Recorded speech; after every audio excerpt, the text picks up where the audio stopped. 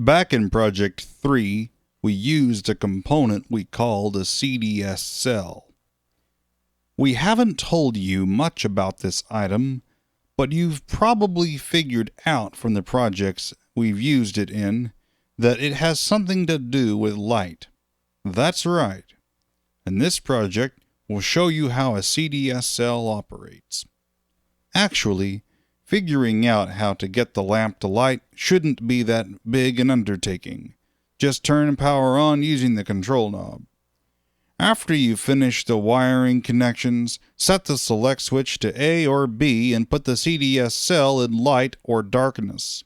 You can find the right combination of these three by trial and error. But first, try to figure out the answer by looking at the schematic. You noticed that the meter gave a higher reading in bright light.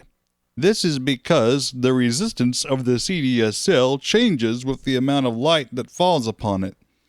In bright light, the resistance of the CDS cell decreases and more current can flow to the meter. In darkness, the resistance of the CDS cell increases and the reading on the meter is lower. All of this means that we can control many circuits by substituting the CDS cell in place of a resistor. Try this in some of the projects in this manual.